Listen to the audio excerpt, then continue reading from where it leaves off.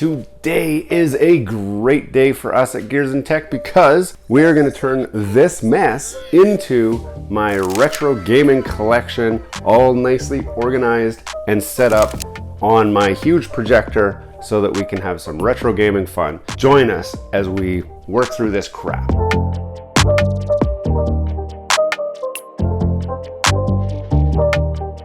Hello and welcome back to Gears and Tech. Those of you who are familiar with the channel may have noticed that we recently moved to a new house and we are drowning in boxes and stuff that just needs somewhere to go. In that box right there, I have my entire retro video game collection, which I have not been able to set up yet. So in our other videos, we walked you through kind of what our collection was, and it was all nicely laid out down in front of the projector screen. I don't have as much room here, so we're going to use a staple in any retro gaming collection, and I'll show you that.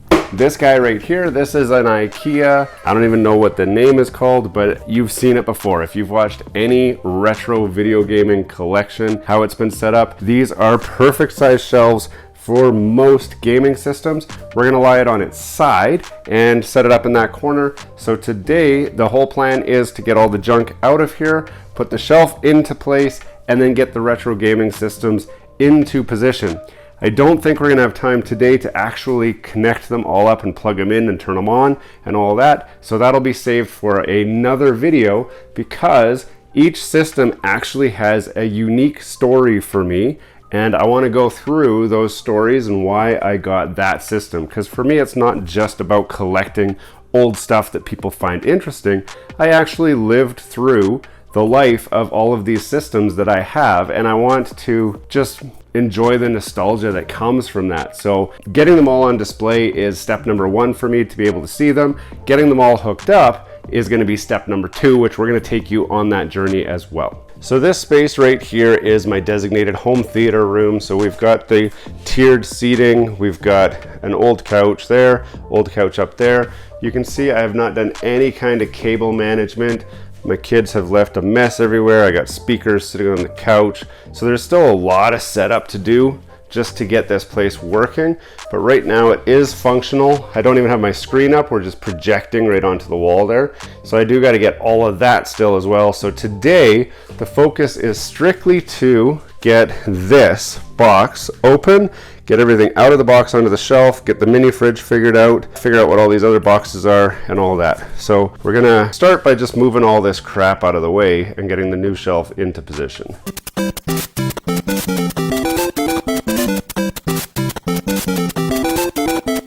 So we've made it all the way to a retro gaming collection box. You can see there's a lot of goodies in here, got a lot of controllers, got some games. Then underneath there is where all the systems are. So we still need to get the shelf into that space. So I got a little bit more unpacking there to do, and I have no idea how I'm gonna handle that fridge. Hopefully I can just slide it all forward and then get the shelf in behind, but I don't even know how long those wires are.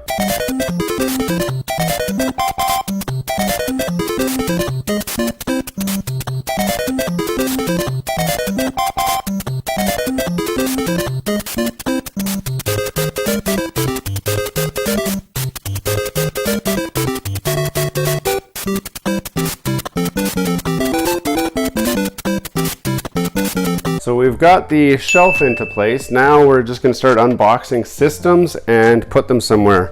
One thing I don't know is if I have enough room for all of my systems, but you saw that it's so dusty. I was able to get the stereo on here. That's just, I don't want to do cable management and everything today, as you can see. Today I just want to get the functionality done, get stuff into position, and then come back another day and actually start hooking stuff up. One thing that you guys are going to be curious about is how I hook up a lot of these retro systems to a projector with an HDMI. So I will walk you through in another video how exactly I do that and the products that I use. Some of them I'm not in love with, so I'm actually going to be looking at some new products that I can try to get some of this stuff connected up and working more properly.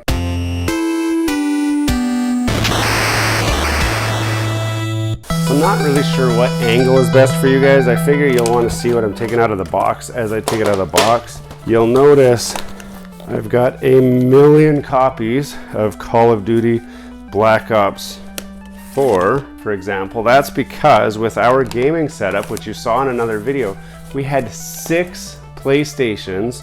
So I have 1, 2, 3, 4, 5 copies of Black Ops 4. I'm actually missing a copy. No, one of the copies is my kids, and they've got their own copy. Then we've got Infinite Warfare, we've got Black Ops 3, a couple copies of that. So I'm gonna put all those down here, just because I don't have a better place for them. And then I've got my NES games, Mario 1, 2, and 3, Tetris, Ninja Turtles, Ninja Turtles, Ninja Turtles, and apparently I've got 2 copies of Mario 3. So put that there. I do need to reserve space for the systems, but I just got to get to the systems. I've got my Game & Watch collection. A lot of this stuff's going to just end up there, just as like a display type thing. And then some of my boxed games, Street Fighter, stuff like that. Gran Turismo 2, everyone needs a copy of Gran Turismo 2, because that is awesome. Madden, of course.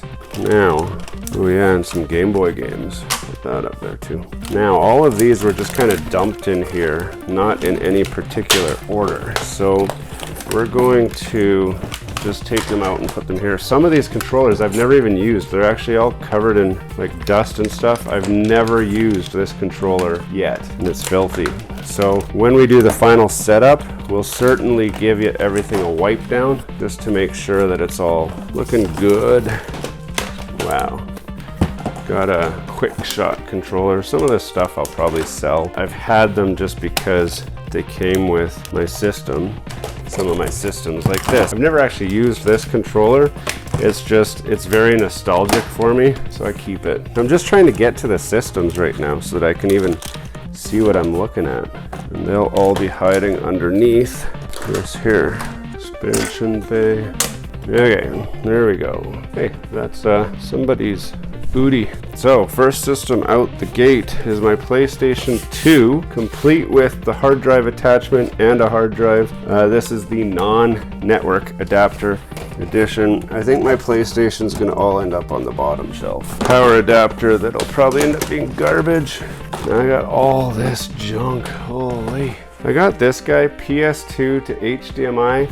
Again, I'm not convinced that I'm gonna use some of these products just because they don't work as great as you would think. I'll put it on it just so that I have it and don't lose it.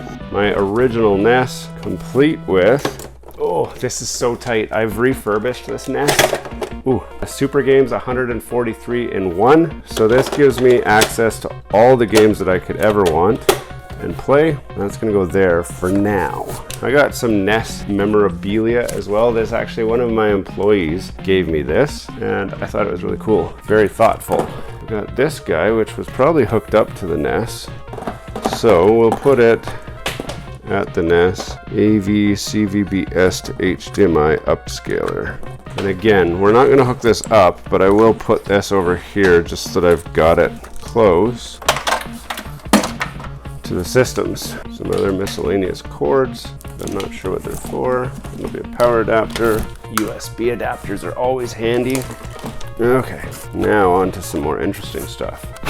We've got N64 complete with the Super 64 cartridge. This has a SD card slot in it so that you can add all of the games that you want and none of the games that you don't want. This is very similar to an Everdrige. It's just not the same price as an Everdrige. So we'll stick that guy right there. We've got our Super Nintendo, which again, it was pulled apart and cleaned. Obviously the back is all yellowed. I do need to do some retro bright on it. Only really have Super Mario World and the games that you saw go up there. I am looking at getting like an Everdrige for this as well. Now I think we'll go like this, so we've got like the evolution. It's unfortunate because that means my N64 ends up hidden in the corner. Maybe, actually let's do it this way. I'll go NES in this slot, and then in the corner slots is where I'll put games and stuff that I don't really care about being able to see so much. Maybe controllers and stuff will go in there as well. So that goes like that, and then my games all go right there. Now I have no idea what else I got here. This is the power cord for the Super Nintendo, for the N64. I don't even know why it was out instead of just being in there like that. And then I don't know what I've got in here. my NES Mini. That'll go on top of my NES. What's that? Oh yeah, these are the goods. Game Boy Color. So this is a GB Boy Color.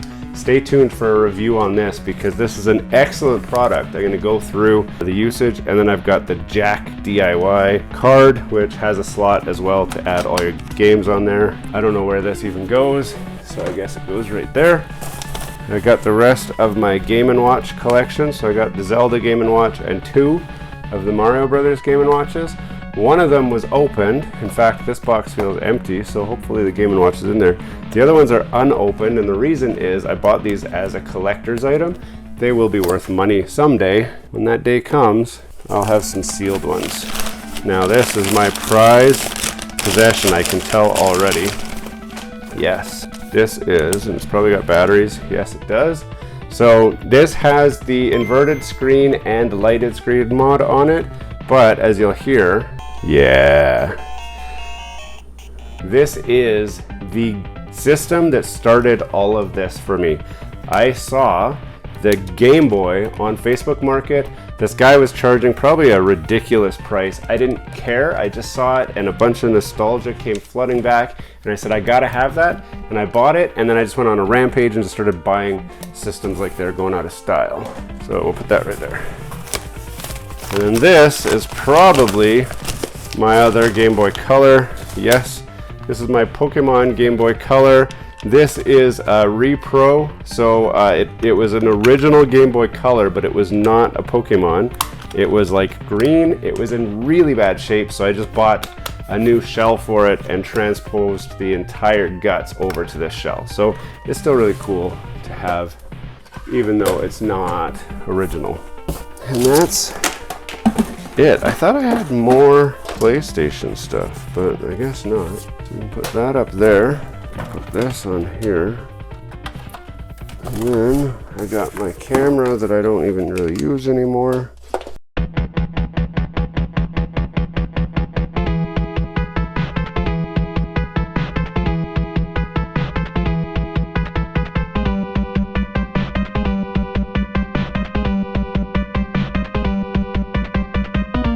This HDMI cord is the biggest pain in the butt. I've had it for so many years. It's massive, but you know what? I should just throw it out.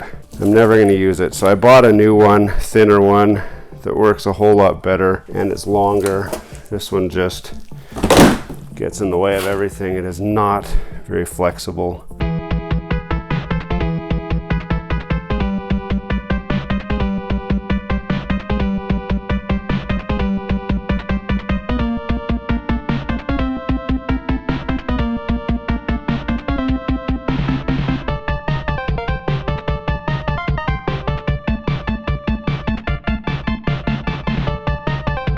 And there you have it. It did not take long at all. In fact, real time, this was less than 1 hour to do what we've done here. And I know what you're saying, Anton, you've cheated. You just put stuff in place and you haven't hooked anything up. Well, hooking up and wire management and all that is a totally another job for a total another day. Like I said, at that time, I'm gonna go through exactly the products that are available to connect some of these retro systems to a modern HDMI system. We'll walk you through the entire setup, and there's lots more video coming out for this kind of thing. But for now, you can come in, you can see the space, it's nicely organized. I don't like this so much. That's my router, and it looks ugly, but it is what it is. One thing I did notice is I'm gonna run out of space sooner than I would think I would. So I think I wanna get, this is the 2x4, I think I need to get the 4x4 and have it just come right up to the window.